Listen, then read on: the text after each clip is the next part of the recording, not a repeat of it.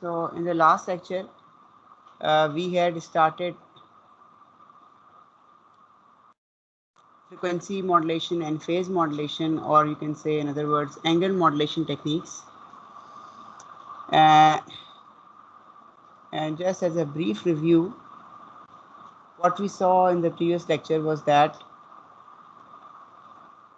the phase was directly proportional to the signal, or you can say that the deviation of the instantaneous frequency, Fi instantaneous frequency minus carrier frequency, which is a deviation from the carrier of the instantaneous frequency, is directly proportional to the signal. Either the phase or the frequency is directly proportional to the message signal, not the amplitude as was happening in case of AM signals. And from here you can very well see that phi t could be written as 2 pi goes here, integration on both the sides, integration cancels with the differential. This will come out to be 2 pi kf integral mt. So phase in FM is this, while phase in PM is simply directly proportional to the message signal. And this also gives us a very good insight that you can implement a PM system by a FM system. If you differentiate the signal and then you pass to FM system, the differentiation will cancel with the integration and you will get actually a PM system. Similarly, if you have, you can implement an FM system by an PM system. How come? You just put an integral in front. If you take the integral and then you pass to a PM system, it will be actually a FM system. Saw these two diagrams. All done. We have also done these examples. We have seen narrowband. So we were here. We were starting this section 4.2. If anyone has any question, you can still ask about the previous lectures. All right. So as you could see, it is a nonlinear system. Frequencies are changing. Its characterization is difficult. So we try to approximate it for simple signals, sinusoidal and cosinusoid signals, cosine or sine, and then we actually map them to general signals or complicated signals. So consider the message signal is a sinusoid, a sine. So yes, in PM it will be a sine, while in FM it will be a cosine. In this example, you could see that actually the message signal was cosine. So in PM it will be a cosine, but in FM it will be a sine. So this is actually FM signal, all right, because the message signal was actually a cosine. So phase wave has to be cosine for the PM. So there is some mistake here, and in PM you have sine, but in PM you will have a cosine, because in this example the actual signal was a cosine. So and in PM sine 2 pi ft is substituted by cosine. Alright, so it is also right because the actual signal was cosine. So for PM, sine will be substituted by a cosine. Yes, so there is some anomaly here. Here he is saying that sine in PM and cosine in FM, while here this is is FM and PM is cosine, while above he writes that cosine is FM. So don't worry, just you understand the basics. So this is from that example where the message signal was cosine. So phasor part of phase for PM will be cosine, but FM is integral of the signal, so that सारों को समझ आ गया नहीं बड़ा? This is a FM signal, all right? It will be definitely beta f for FM, as we saw earlier. So you have 2 pi kf and then you divide that by 2 pi FM, because 2 pi FM comes outside the integration of cosine, and you 2 pi cancels, and you all know it comes out to be kf into the amplitude divided by FM. Now this FM signal, okay, it can also be written as follows, because this is cosine, it can always be written as real of the exponential part. This we also have seen in chapter 2 when we were studying band pass and baseband signals. Now we also know that this signal is periodic. Yes, it is a sine, it is always periodic, and its period is let us say Tm, which will always be 1 over Fm, where Fm is its fundamental frequency, is the frequency of the signal. So the exponential signal will also be periodic, all right, because you know exponential is sine and cosines, and sine and cosines are periodic, so exponential is also periodic. So this is a periodic signal. I can use Fourier series representation to expand its coefficients. So how can I find its coefficients? So coefficient will be the signal times e minus j 2 pi n fn t, but here fn or the fundamental frequency or f naught is fm. So all right, we'll put fm 0 to t. So t is 1 over fm, and 1 over t is fm. We use substitution. We say u is equal to 2 pi fm t. So this will become ej minus nu. This will totally become u. This will also become u. This angle part sine of u. This comes out to be like this.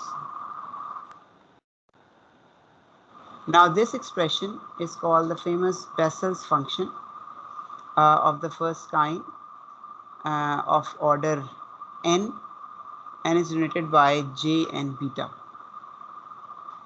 Alright, so the coefficient, Fourier series coefficient, comes out to be equal to j and beta. For the nth coefficient it will be j and beta. This means that we were trying to write the Fourier series expression of this periodic signal. So it will be the Fourier series coefficients times the relevant harmonic 2 pi nf naught. Here it is fm, going from infinity to infinity. I will substitute this value in the previous equation.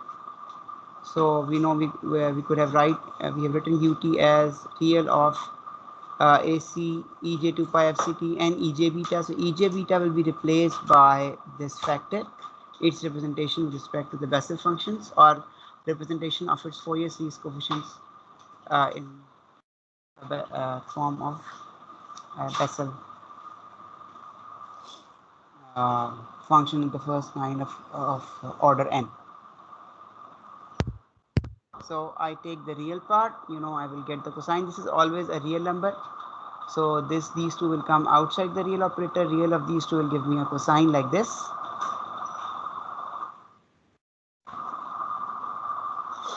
So this means when your modulating signal or baseband signal or the message signal was FM, then this FM, small f, frequency was F, not FM, but FM frequency. So the modulated signal or your FM signal, it comes out to be a sequence of sinusoids at nth multiple or nth harmonic of FM. So the angle modulated signal contains all the frequencies, okay, which are the harmonics of the fundamental frequency. So actual bandwidth is infinite because harmonics are going up to infinity, from infinity to infinity.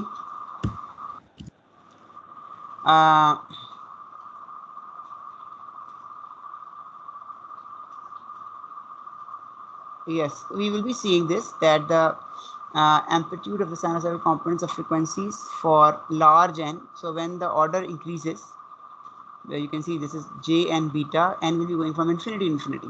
We will be seeing that as n goes to higher values, this j and beta will become smaller. So because of that thing, we can define an effective bandwidth. The exact bandwidth is infinite, but we can define an effective bandwidth for industrial usage. And this is that if beta is small,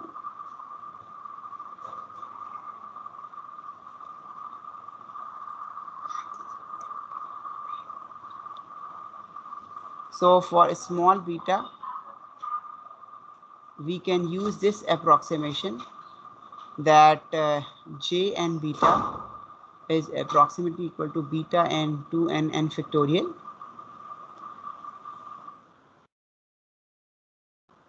So if we have small beta, then only the first sideband is relevant, n is equal to 1. And these are also other properties that, because n was going from infinity to infinity, but you can see for even they are symmetric, and for odd they are odd. So -4 will be equal to minus j4. The values of these Bessel functions of different orders are given here for different values of beta. All right. So you can see for a smaller beta, smaller values of beta, most of the higher orders, they are very, very small. And only this is more relevant. And here he has also shown the number of harmonics. So for as beta is increasing, if you want to get 80% power of the bandwidth, 90% of the power, or 98% of the power, how many harmonics you will require? So beta 15, you will be requiring 14 harmonics, but for smaller beta, you can just require 1 and 2 harmonic. So this is what it is showing us. Let us do one example. So this is the carrier, and this is the message. This is the value of kf. So we are required to find the expression of the modulated signal and how many harmonics would be there to contain 99% of the power. All we find, the total power. Remember, the power in the carrier does not change as in AM, because the power in the carrier is always 10 square over 2, AC square over 2, as we saw in the last chapter. So that will remain the same, because all the changes are coming in the phase. They are not changing the amplitude, hence they are not changing the power of the overall signal. Okay, that remains 10, or the carrier's power remains constant. So it is again 50 watts. Now what is the modulated signal? So we know it is 10 cos, and it is kf, so we will have 2 pi kf integral of the message signal, and this will become a sine. So this integral becomes a sine.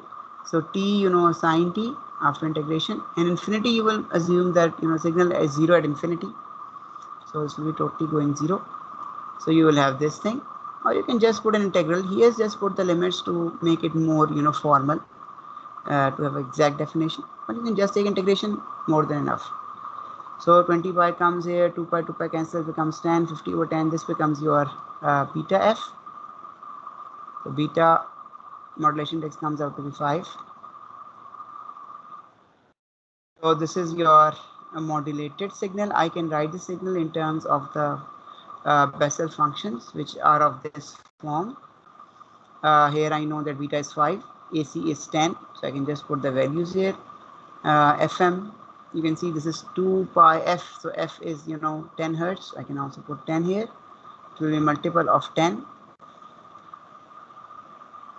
So I can write this expression for modulating signals, which are in the form of sines and cosines.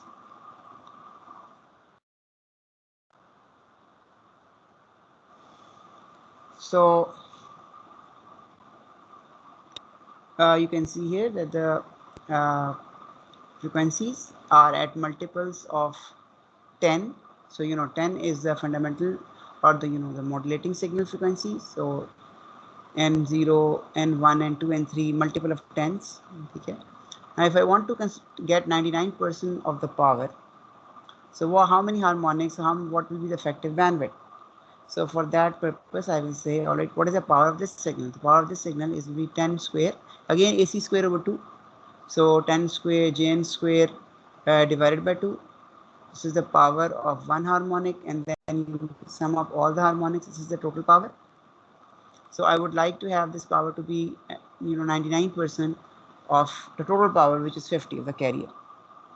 So I will sum this over some numbers so that I can get that k number, so that the power gets out to be roughly 99% or greater. So here you have to apply trial and error method. First apply k0. All right. Here you can also use some Bessel functions properties, this becomes 49.5. We know that Jn is symmetric for even as well for odd. It is negative, but values are same.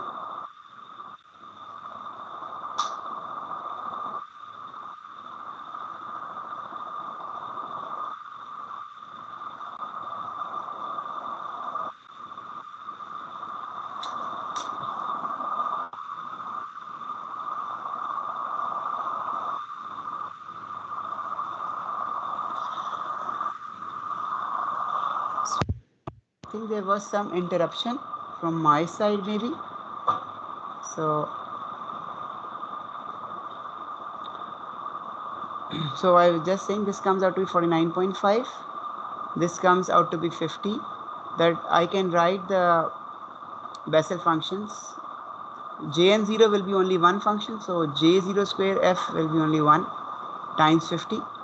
But all other are symmetric. If you take their squares, or even for odd they will be symmetric, because negative square is positive.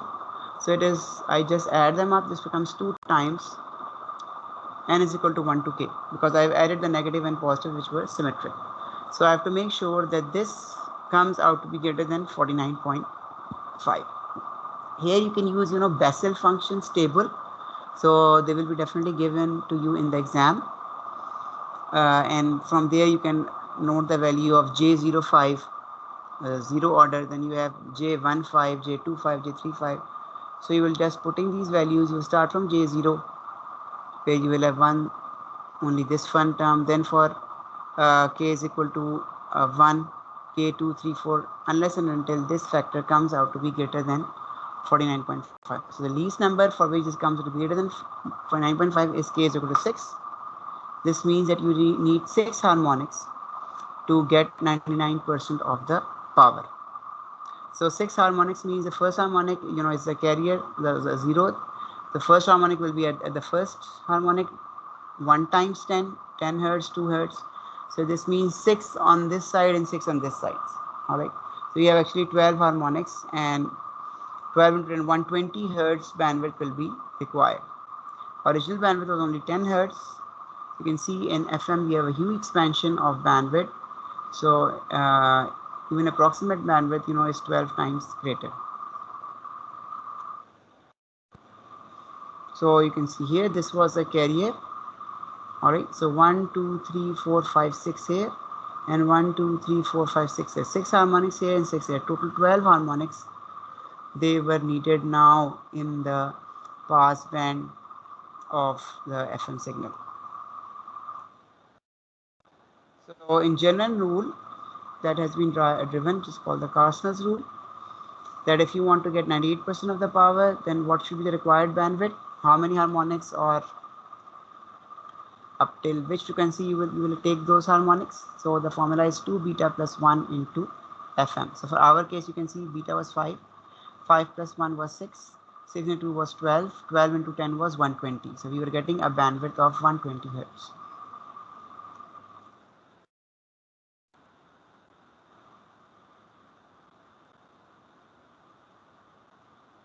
So you can put the value here.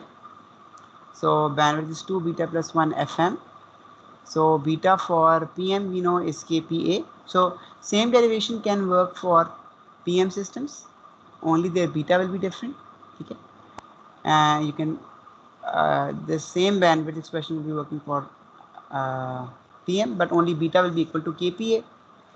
However, in FM, beta is equal to kFa over FM, because you have to integrate. That is why this FM comes in the denominator. This is the beta value for FM.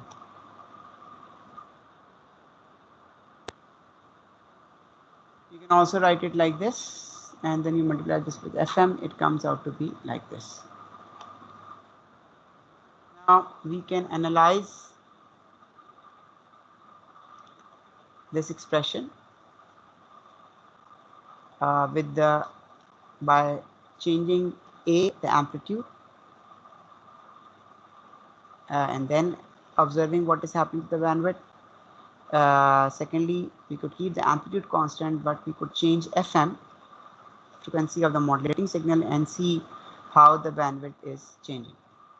So first thing is very simple, that if you change A, you can see that the effect on the bandwidth for both PM and FM is approximately the same, because AA factor comes just with multiplication, in addition to overall effect is not much different.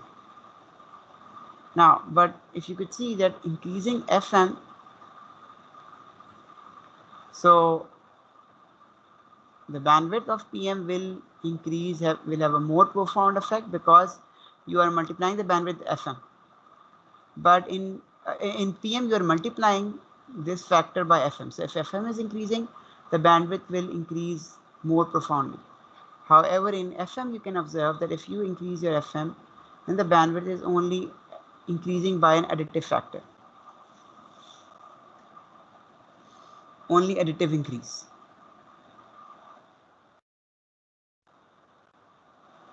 Now, if we look at the total number of harmonics, so you could see, this was beta was 5. So 5 plus 1 is 6, 6 plus 2 is 12. We are also adding, 12 are the harmonics, but we are also adding the carriers. We actually have 13. All right, so 2, then you can write this 2 beta 2 plus, this becomes 2 beta plus 3.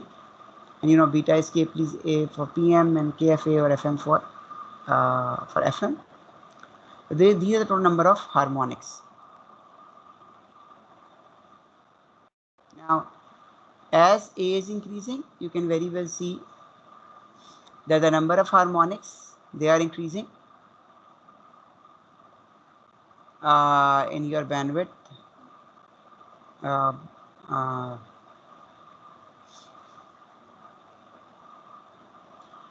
Both for PM and FM, if A is increasing, number of harmonics are increasing.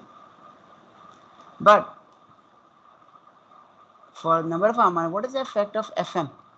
If you are increasing the modulating frequency, you can very well see the number of harmonics, they remain the same in PM.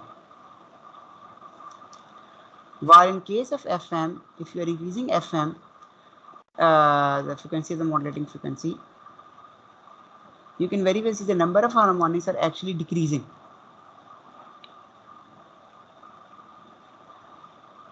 This gives us a reason that FM bandwidth almost remains instant or constant with respect to the message signal. We saw also earlier that there was only an additive increase. Almost the other factor is very large, so almost it remains the same. So we can see that if you are increasing FM, the number of harmonics are decreasing. At the same time, spacing between the harmonics is increasing. So if you are increasing FM, all the harmonics are coming at n times FM. So if FM is increasing, you can very well see the number of the spacing between the harmonics is increasing. For example, now we had, FM was 10 Hertz.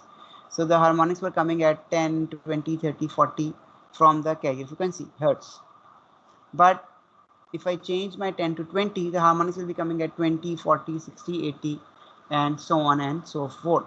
So spacing between them are increasing if you are increasing FM, if you are increasing the fundamental frequency of the message signal FM. But at the same time, the number of harmonics are decreasing. All right. So in the effective bandwidth. All right. So the bandwidth is approximately same. Those other harmonics which are now away because of the increased value of the fundamental frequency FM. So they are now outside the effective bandwidth. Okay.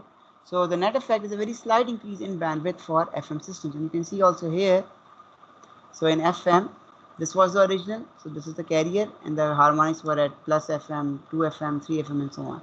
Now, let us say FM has changed. So the harmonics are a little bit shifted, all right. But previously, if you have, let us say, let us just say 6 harmonics. Now, for effective bandwidth, you will just require 4 harmonics, the total 5 harmonics, instead of those 7 harmonics, total 7, including the carrier. So this is what is happening in FM, but in PM you can very well see, yes, the spacing is increasing, but the bandwidth is also increasing. All right, so number of harmonics, they remain the same, only the spacing increases, the bandwidth is also increasing. So this shows us the advantage of FM over PM, because for FM the bandwidth remains constant, almost constant, and this has a very good effect on industrial requirements for having a restricted bandwidth, because bandwidth is very expensive. Now if I want to find the bandwidth for a general signal, which is not cosine and sine, then we have this Carson's rule, that will be 2 beta plus 1 into W. Same rule actually which was for sinusoid, just modified, because there you had FM here, but now instead of FM you have the bandwidth. Remember, the bandwidth is the set of positive frequencies. All right, so modulation, you will find the positive frequency, you will multiply by its beta, and you will get the effective bandwidth, which will contain 98% of the power. Now beta can be found as follows: Kp into maximum of mt, Kf maximum Fm mt over W. Previously it was Fm, so Fm is replaced by W. So here you can also see that the typically beta is around 5.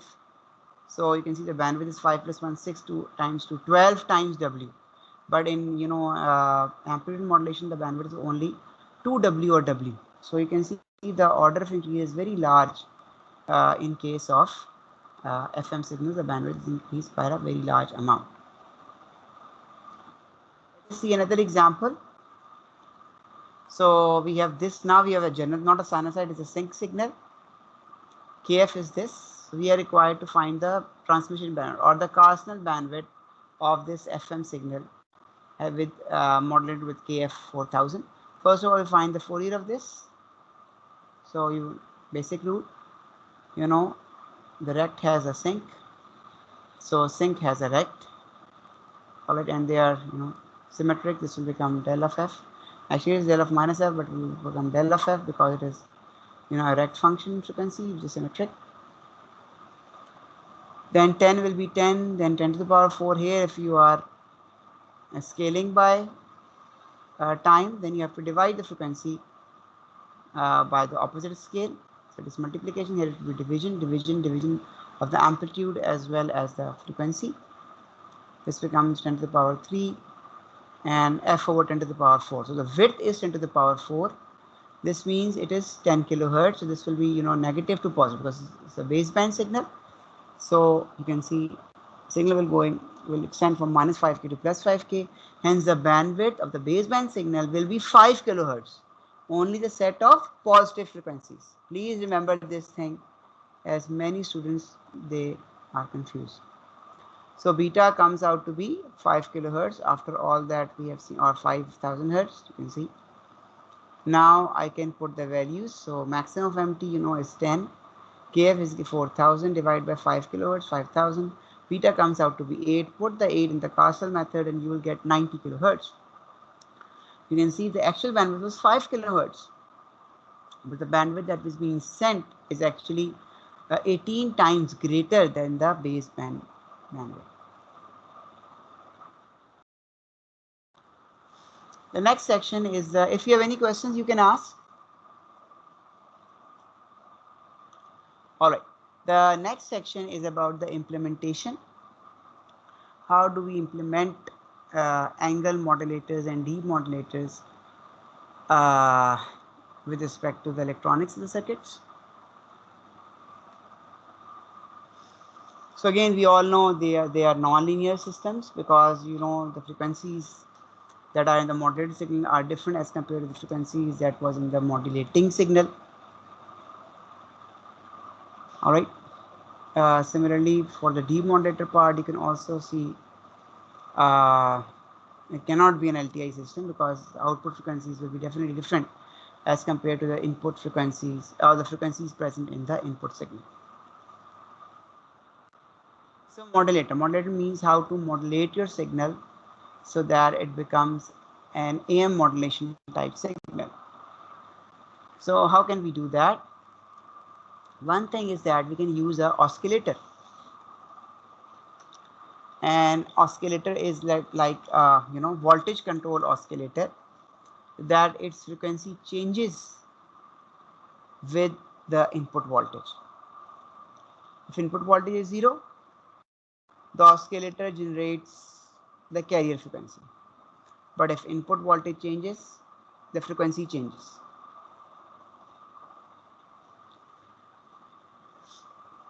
Okay, accordingly or according to the input voltage.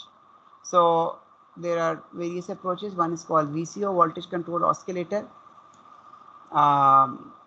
Yes, both approaches will be called voltage control oscillator. So the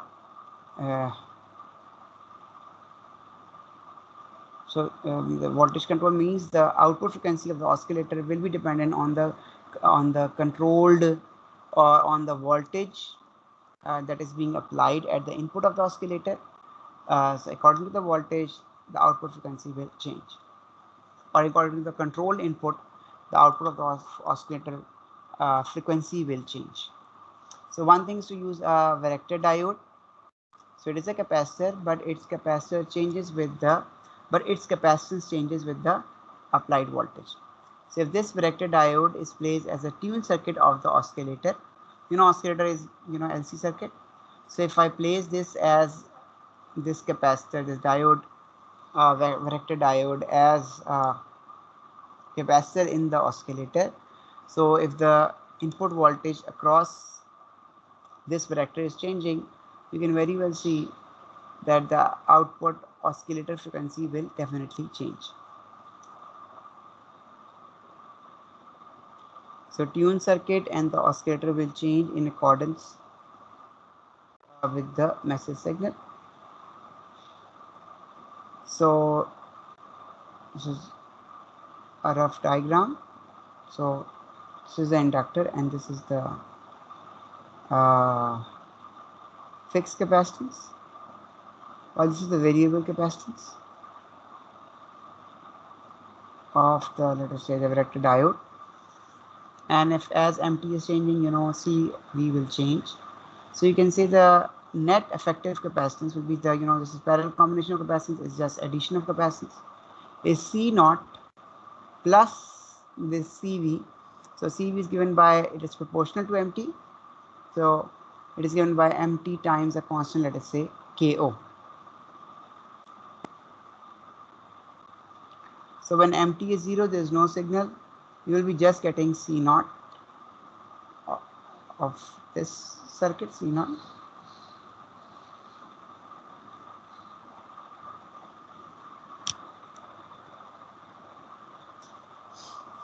Alright, so we know tune circuit, this is a tune circuit of the oscillator. We know its oscillation frequency is given by 1 over 2 pi. So C naught, C capacitance is replaced by C naught plus K naught MT. There is a mistake here, this will also be 2 pi. So I take common L naught C naught common, this comes out, this becomes 1. This comes K naught MT over C naught. And I know this is the oscillating frequency of the carrier.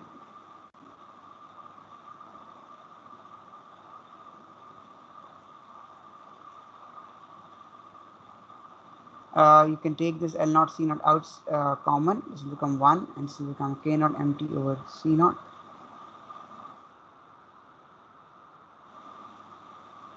Now you can take this in the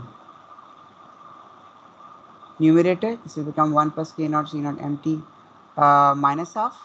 From the binomial expansion, minus half will come inside, so it will become 1 minus half K naught over C naught MT. After all this, you can very well get this comes out to be like this. So the instantaneous frequency, this thing,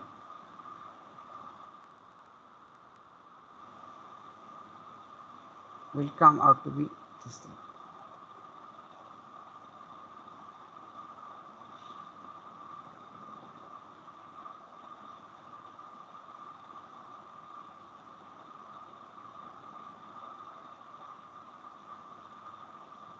Alright. Second approach for generating an FM signal is to use reactance tube. So here the inductor will vary. Same analysis you can do as you were doing for FM. So in this way you can generate FM and PM signals, and once you can generate FM, you can definitely generate PM signals. Just put a differentiator before the FM, you will get a PM. Vice versa also. Now this was one method. Another method is an indirect method. Here we first of all generate a narrow band signal, and then change that narrow band angle modulated signal to a wide band signal, and as we usually call an indirect method.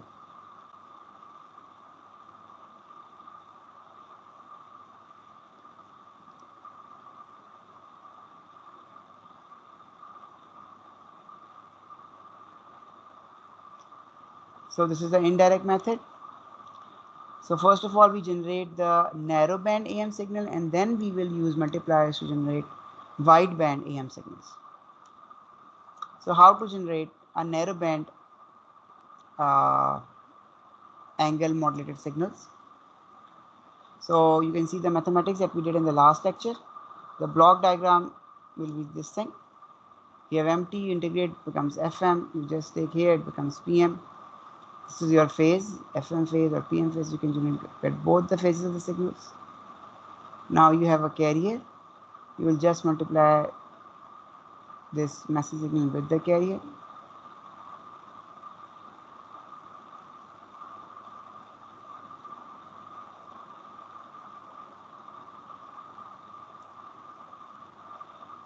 Alright, so you will just multiply, this will become minus part, and then you have AC, this becomes cosine, and then you have the plus part.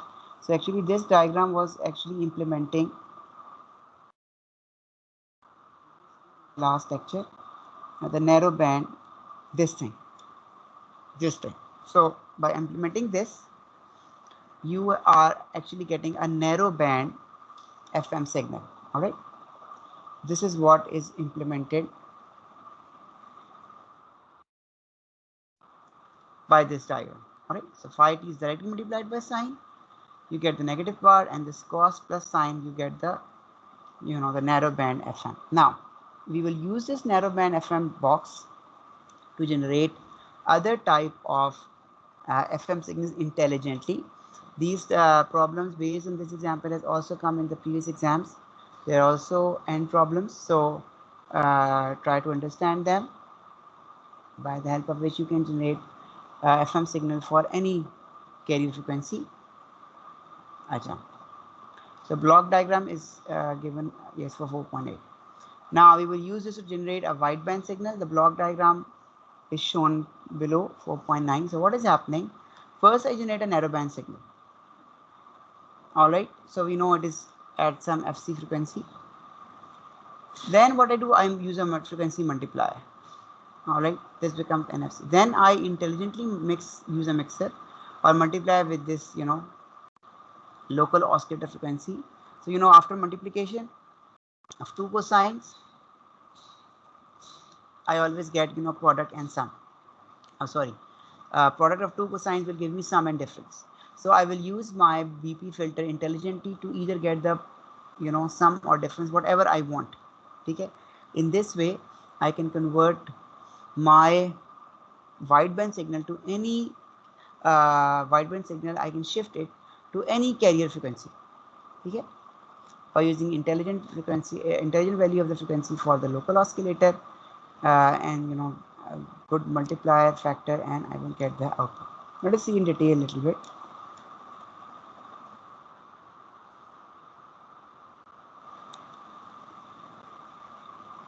Alright, so it enters a frequency multiplier which multiplies the frequency by some constant n. It will also multiply the phase. Everything will be inside will be multiplied. And we know how a multiplier works. You pass it through a non-linear element, let us say a diode or any other non-linear element you can use, or transistor or whatever, and you pass the output from this non-linear element into a band pass filter. So you will just get those frequencies, because once you have pass it to a non-linear element, let us say a diode, you will have frequencies of at various harmonics. So you will use a bandpass filter to get the desired frequency or get the desired components out from that signal. So you can use any multiplication factor. So you will be able to just get that factor out by the help of the band pass filter. So if this was my signal, you can very well see I multiplied by n.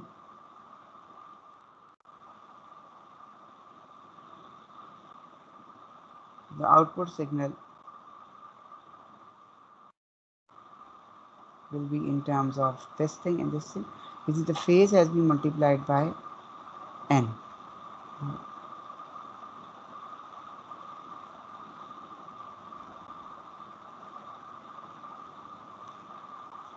So this is, you know, a wideband signal. You have multiplied by n, a large factor now, but we are not sure that NFC is the same carrier frequency that we want to send our signal.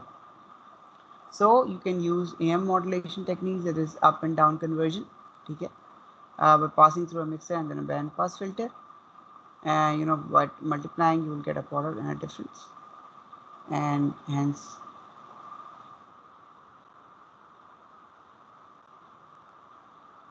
so if I use a down converter, I'm using a product, but I'm just getting out the frequency which is lying at the difference. Difference will be NFC minus FN naught. That factor will come out, plus factor will go away. Okay, because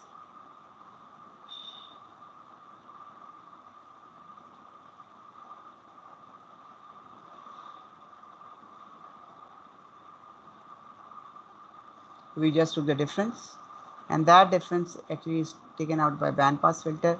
So this will be finally we'll set these values so that it stands at the carrier which where we want. Okay, and n could be any number. Okay, so the main thing is that we have to bring this with respect to the carrier.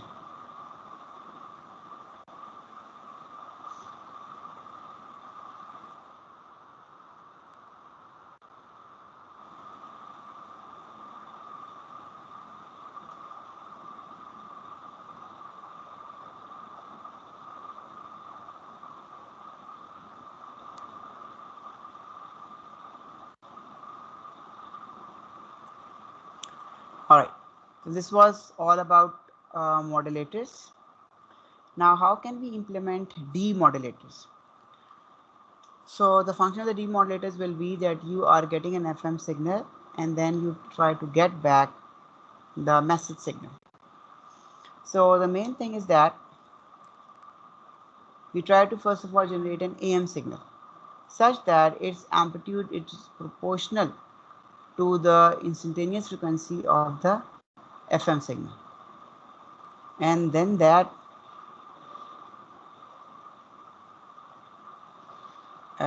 AM signal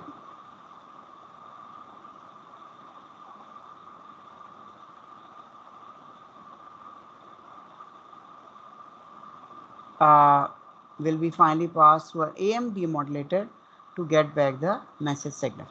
All right. So first thing, to transform FM into AM.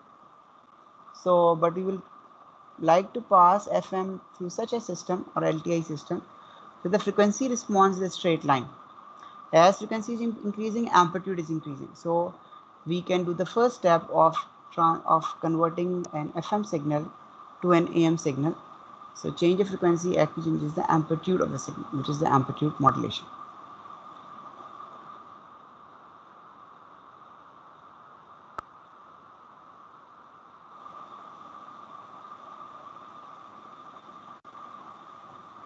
So we use a system like this, whose frequency response you can very well see is a constant times f. So whatever the deviations, the frequency response will change according to the deviation of the frequencies. K constant times the deviation. So it is directly proportional to the change in the frequency.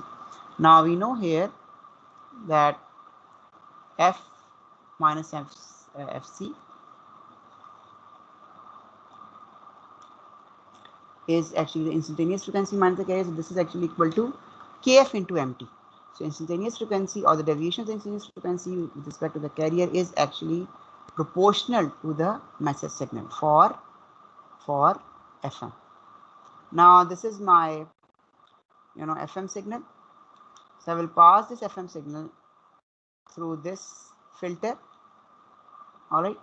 So you can see V0 remains V0. Only the amplitude AC will be multiplied.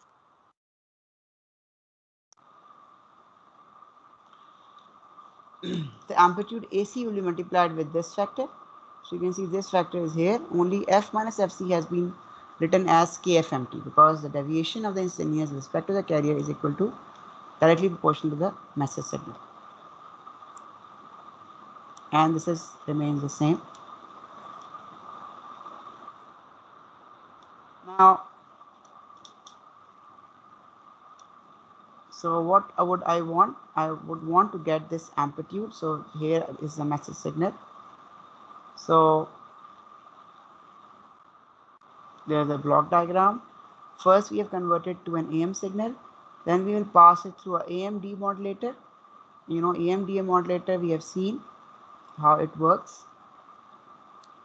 For example, if I use an envelope detector, so we know that the amplitudes of this or the envelope will change according to the AM signal, and that can be retrieved from the AM demodulator. So you have now an AM signal whose amplitude is changing with respect to the directly proportional. So if you will pass it through an AM demodulator, phase will cancel and you will get back actually the amplitude. You will actually get back the signal. Now how can we implement the first stage, FM to AM? So we would have a circuit whose frequency response is directly proportional. So we can use a differentiator, its frequency response mod is 2 pi f. Actually, it's minus j2 pi, but its mod will become 2 pi f. You can also use the rising characteristics of a tuned circuit, but that is not very wide enough. So if you want to have a wide frequency range, you can use a balanced discriminator, and which is shown in figure 4.12 here. This is of one tuned circuit, all right, and these are two tuned circuits. So if you take their difference, so you will get a wider line.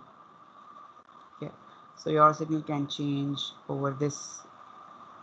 Its amplitude, its input frequency will be changing, and the result is that the amplitude will be directly proportional to the change, and hence you will have an AM signal. From FM you will convert it to a AM signal.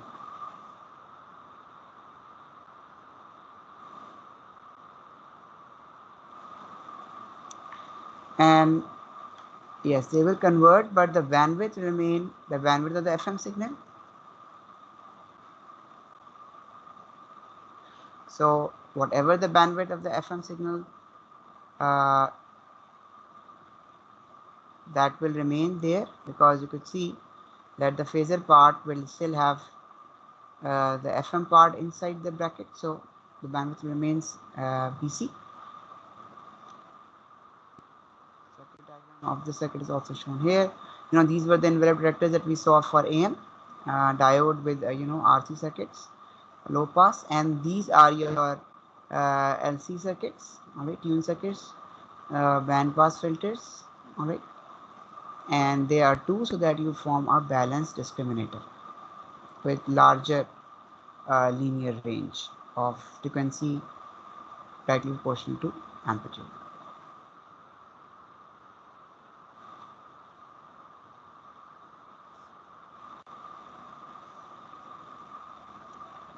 So another approach is that you use feedback to narrow the bandwidth, because here in balanced discriminator the bandwidth was the bandwidth of PM or FM, which is 2 beta plus 1 W, and which is a very large bandwidth. So if you want to narrow this bandwidth, so you can use a feedback, and if you use a feedback, you will see that the bandwidth will become smaller, and once the bandwidth becomes smaller, you will see in chapter 6 that the noise also becomes smaller. So figure 4.13 shows that you have actually formed a feedback path of a voltage control oscillator. You can very well see this is the same actually, that you have put a VCO. It's the same discriminator, this LC circuit. This is also same, diode RC circuit, and this is a band pass filter, just getting you the required frequencies. Then you are changing into AM, FM to AM, and then you're finally getting your message signal from here. But why this VCO is here?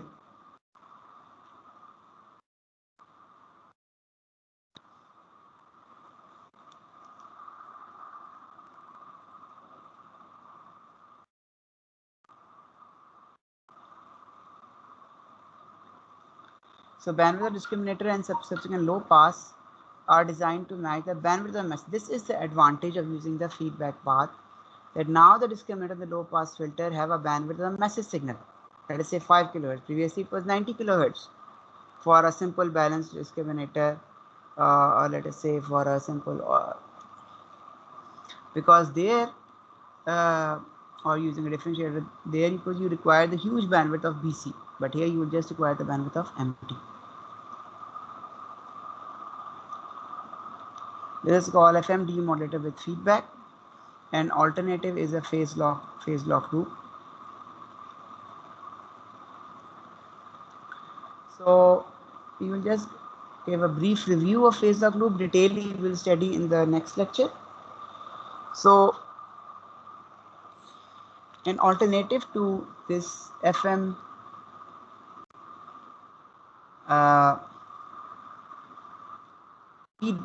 this was FM feedback demodulator. All right, so you are getting this signal, and this signal goes to a voltage control oscillator, so output will be controlled by this signal, then multiplied, and so on for the cycle continues. But you can replace this by this thing, the phase lock loop. Some parts are same, but here you have a phase comparator and a loop filter.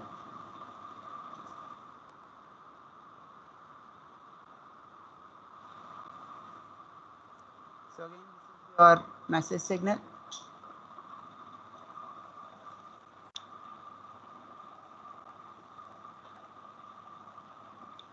If there is no input control voltage, VCO will generate the VC frequency.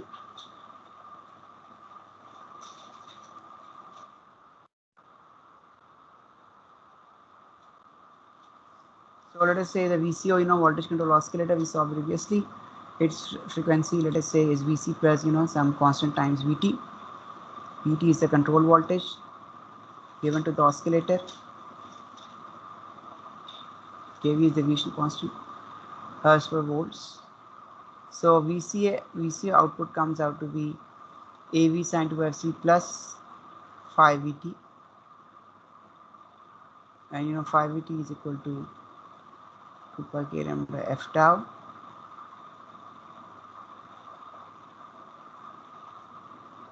Sorry, 2 pi kV VT, where VT with the control voltage is now being fed to a VCO. The output of the VCO will be an FM signal. All right. So we will finish up till this point. If you have any questions, you can ask, because then we require a little bit computational part that we will cover in the next lecture. And if anyone has any questions, you can ask.